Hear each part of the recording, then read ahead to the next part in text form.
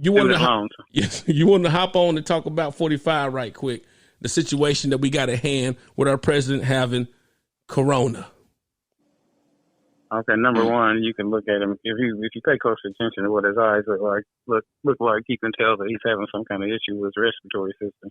Oh, is this before? And no, when he did the little short video and telling people he had it, and then his son was online, and he was zooted on something. His eyes were screwed up too, really red, and almost closed. And the issue is people might say he might be faking it. I mean, if he was actually faking it, he would have stayed in the White House and acted like he fought it off and it wasn't that big of a deal. That's what his part of his campaign was, right? Mm-hmm.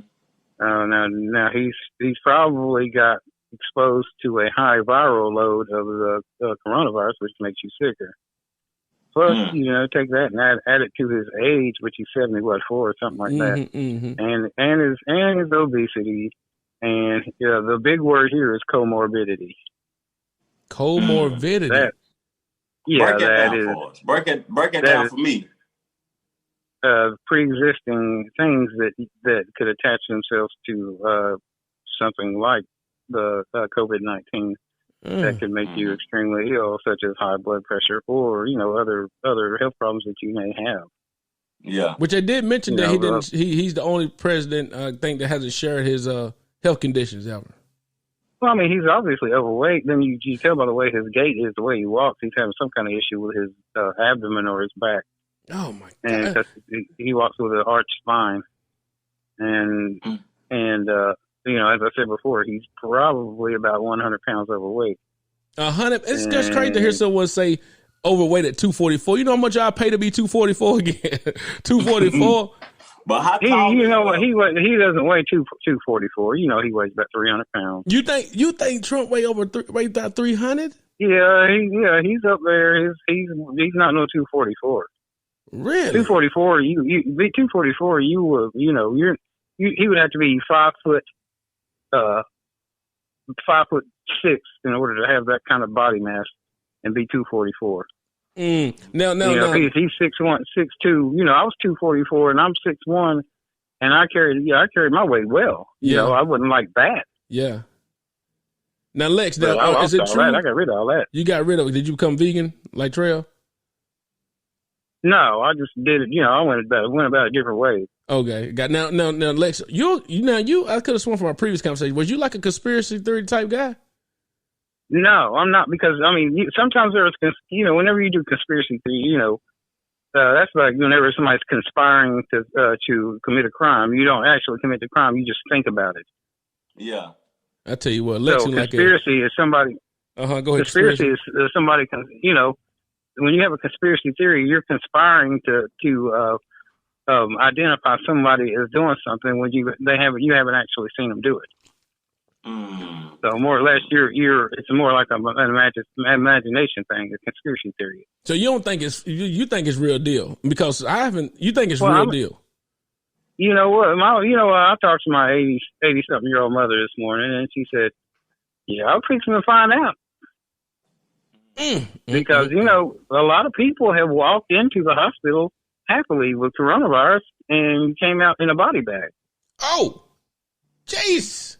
So, yikes. That's just the truth. There's a lot of people that, if you go back and do research, we took him to the hospital, he was feeling sick, and then next thing you know, a couple of days later, he was feeling worse, and then, boom, overnight he's on a ventilator, and then next thing you know, he's out of there. So, and it's people that fit the profile, the exact profile that he is.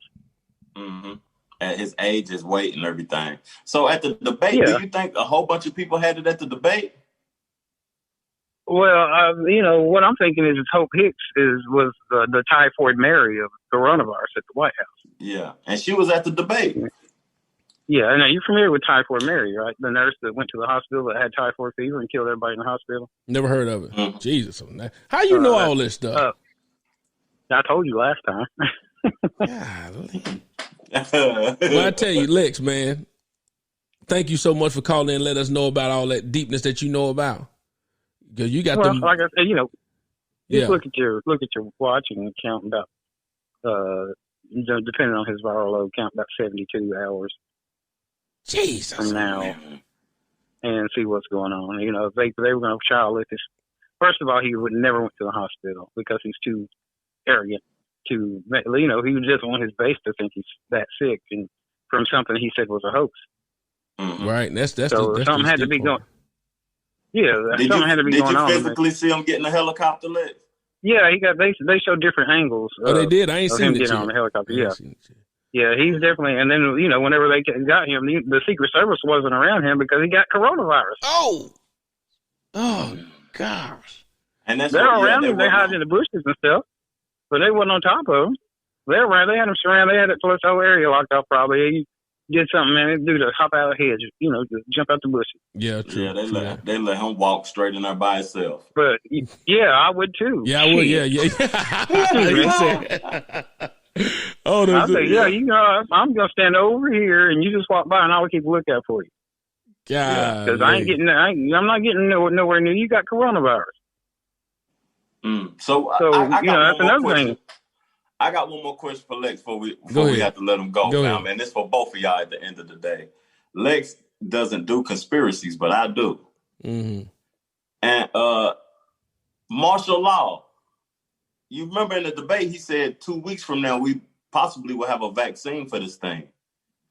You think that they're going to try to force the vaccine upon us, or what can they do when they obtain the vaccine? They can't do anything without going through going through CDC and everything like that. And you can't force a vaccine because, you know, vaccines sometimes, you know, if the vaccine's not right, it can cause the coronavirus to mutate into some stuff that you don't want. Jeez. So they got to get the vaccine. They got to do trials and more trials and testing, and then they'll finalize it. And then they have to get it approved by the USDA and all that, so on and so forth. And then they'll release it. Which, you know, something like that is they can't force that out. They can't do it. That's a conspiracy theory. That's not going to happen because until, you know, there's a lot of people, you know, 3/4 of the population of the United States is not going to take it without it being them definitely knowing what it is. Mm-hmm. Mm-hmm. Well, you know, you think somebody that's not sick is going to take something that's been forced down their throat that's been, you know, that's like, you know, somebody you ordering, say something like shrimp, and they bring it to you, and they say, well, it's not cooked yet, it's raw, but you let it sit there, it's going to cook the rest of the way through, maybe. Mm-hmm. Mm-hmm. Wow. And you're thinking to yourself, if they put consequences behind it, then people will be forced to take it. Well, if anybody, you would think to the grocery store. You would think Trump would probably he'd be the first one to test it out. That's the they ain't gonna let test it on him. They can't put consequences behind it because they have to. It has to start. That has to start at the level of Congress. That's what people don't realize that the president doesn't. Everything that he does has to start at the Congress level, and the Congress level is democratically controlled right now. Yeah. And they're not going to let that come through there. So they're not going to be able to force anything down.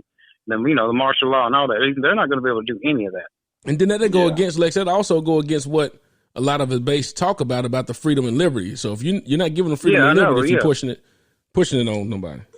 Well, I mean, there's consequences to everything you do. I mean, think about it. You know, when he told Joe Biden, you know, they were having a debate, and he told Joe Biden, all you do is go around in mask, and you know nobody showed up at your. You know, nobody showed up at your rallies because he's being safe. We only like 3 people were there, and everybody's packed in line. And nothing happened. Nobody got sick at my rallies. And I'm like, you know what? Ask Herman Cain about that. Oh wait, we had to have a to talk to him. I'm going to. Let's listen. Well, hey, Lex, man, thank you so much for calling in Two Brothers, man. We appreciate you so much. You know that. All right, my pleasure. Y'all be safe and wear your mask. Send us some beats or something so we can play on the show too. Oh, okay, and get off that conspiracy stuff. Oh, I'm not on it at all. Good. Not at all. I don't like them.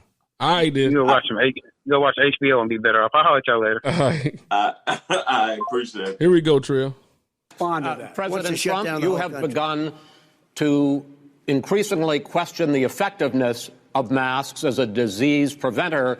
And in fact, recently you have cited the issue of waiters touching their masks and touching plates. Are you questioning I think the efficacy of masks? You have to understand, if you look, I mean, I have a mask right here. I put a mask on, when I think I need it. Tonight, as an example, everybody's had a test, and you've had social distancing and all of the things that you have to. But I wear masks when needed. When needed, I wear masks. Okay, let me ask. I don't wear masks like him. Every time you see him, he's got a mask. He could be speaking 200 feet away from it. He shows up with the biggest mask I've ever seen. I will say this. Vice President Biden, go ahead, sir. Look, the way to open businesses is give them the wherewithal to be able to open. We provided money. The Congress. But I was asking you, sir, about masks. Well, masks make a big difference. His own head of the CDC said if we just wore masks between now, everybody wore masks in social distance between now and January, we'd probably save up to 100,000 lives. It matters. And they've also said the opposite. They've also said no serious person said the opposite. Well, look serious. Look at Dr. Fauci. Dr. Fauci said the opposite. He did not say the opposite. We got a little bit more than a minute left in this masks segment. Masks are not good. Then he changed his mind. He said masks are good. I'm okay with masks. I want to ask you both about one last. Hey, that's eerie, dog.